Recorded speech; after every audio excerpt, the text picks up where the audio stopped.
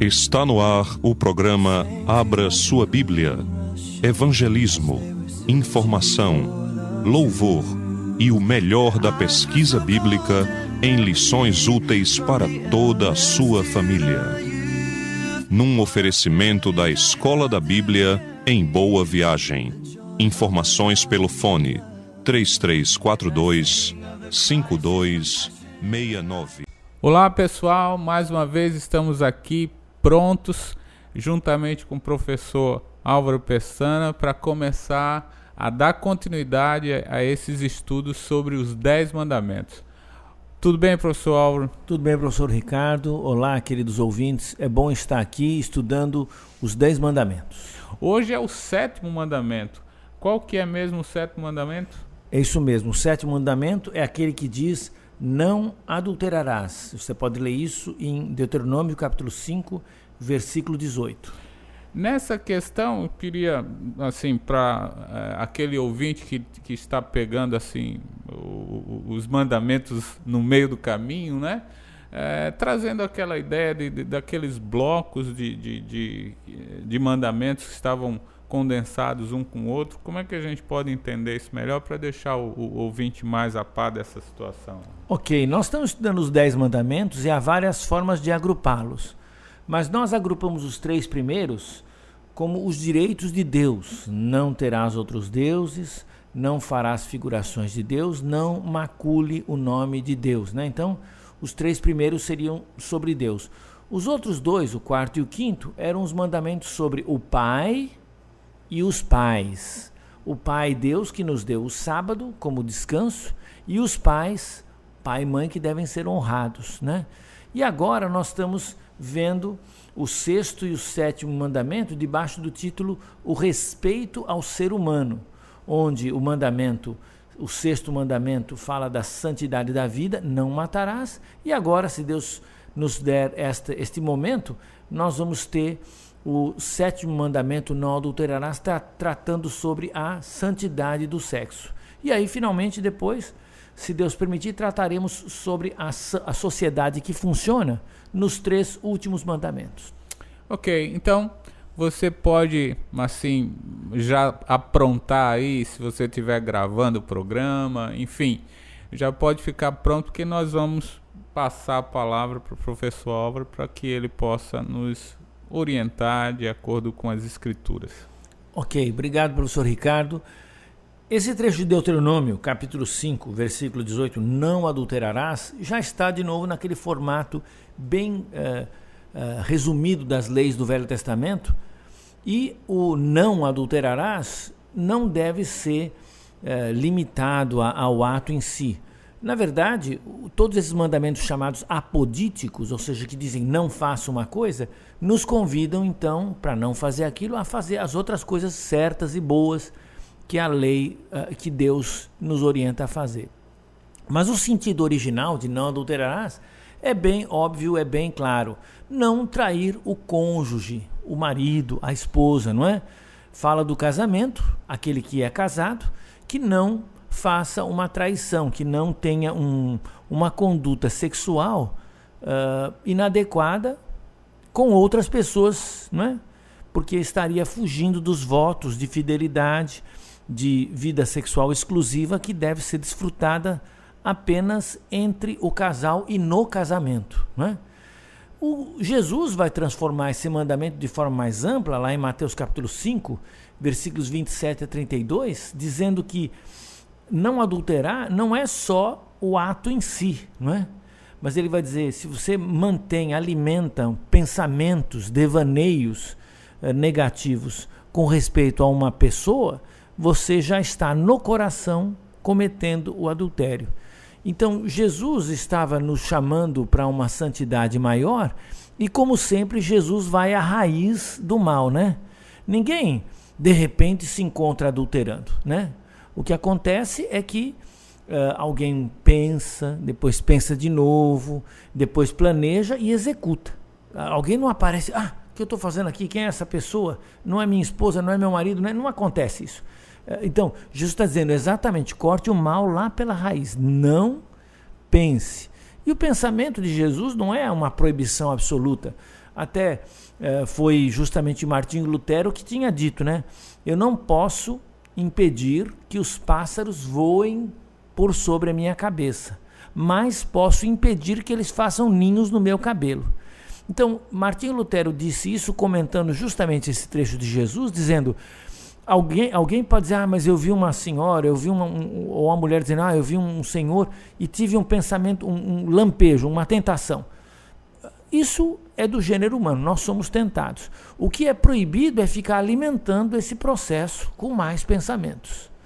Então, santidade do sexo. Sexo é santo. Alguém diria, mas como que o sexo pode ser santo? Na forma como Deus estabeleceu, no casamento, né? É verdade. E como você tem dito nessas aulas e tem mostrado a atualidade desses mandamentos, né? A gente vive numa sociedade, e isso é no mundo inteiro, onde o sexo é uma coisa que tem prejudicado muitas famílias, prejudicado muitas sociedades por causa disso. Alguém até já falou que essa questão do sexo seguro não é sexo com camisinha, é sexo no casamento. Exatamente. É aquilo que vem de Deus, que preserva isso. E é muito relevante trazermos esse assunto e que consta nessa tábua de mandamentos do Senhor, né? Exato, porque a vida sexual é algo que Deus deu à humanidade com várias vertentes. Uma delas, a mais óbvia, é a própria perpetuação das famílias, a reprodução, o nascimento dos filhos, que são sempre uma alegria, uma bênção. Mas elas são bênção quando são realizadas dentro do propósito divino. Não é uma bênção um filho ilegítimo. Não é uma bênção um filho que vem antes da hora. Não quer, entendam bem, não é que não é uma bênção a pessoa, mas assim, uma criança merece nascer com pai e mãe, não só com mãe, né? Uma criança merece ter o seu pai morando ali na sua casa, e não, o meu pai é um homem que tem uma família lá, mas que teve um tempo com a minha mãe, mas ele não vive comigo, porque ele tem a família dele e ele só me fez aqui com a minha mãe. Então ninguém merece isso. O que uma criança merece é pai e mãe. O que as famílias merecem é que a reprodução humana seja feita num ambiente de continuidade, de cuidado, de amor, não é?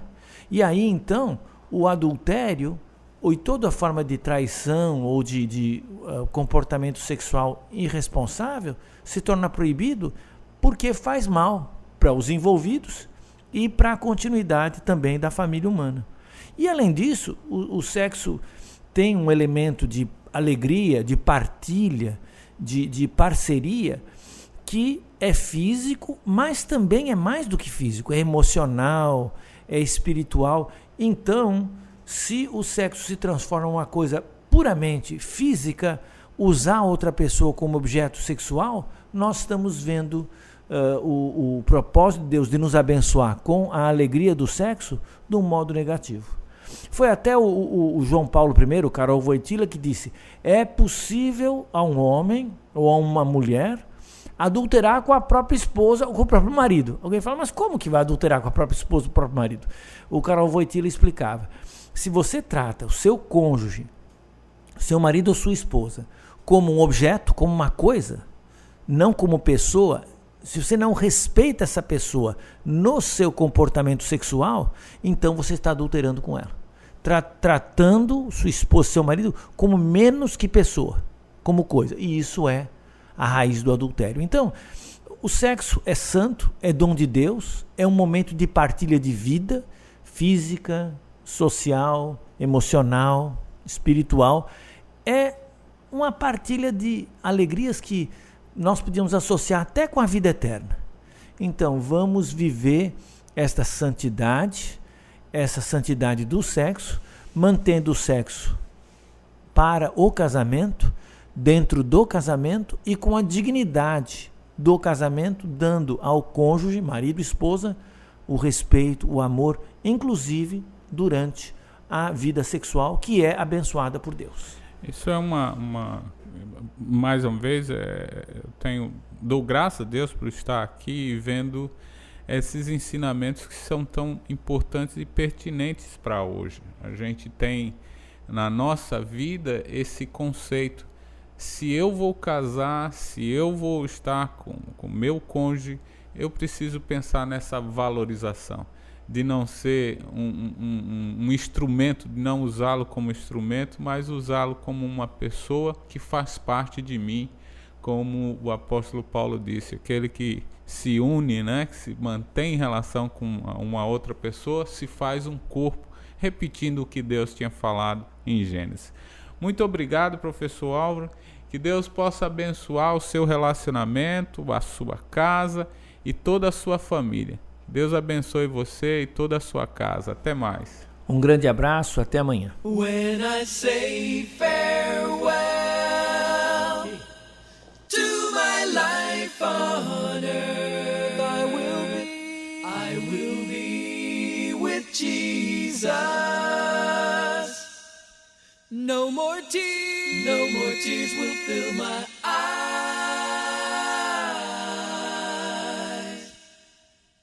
Reigning with my Savior, reigning with my Savior, reigning with my Savior. When I say farewell to my life on earth, I will be with Jesus.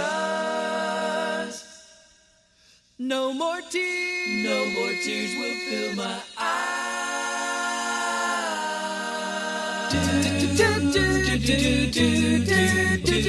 Olá, eu sou Ricardo Sobral, apresentador do programa Abra Sua Bíblia. Quero convidar você a todo dia, de segunda a sexta, às 10 horas, participar ouvindo do nosso programa Abra Sua Bíblia. Será muito prazer ter você aqui conosco. A Escola da Bíblia apresentou o programa Abra Sua Bíblia, Evangelismo, Informação, Louvor e o melhor da pesquisa bíblica em lições úteis para toda a sua família. Num oferecimento da Escola da Bíblia em Boa Viagem. Informações pelo fone 3342-5269. Até o nosso próximo programa.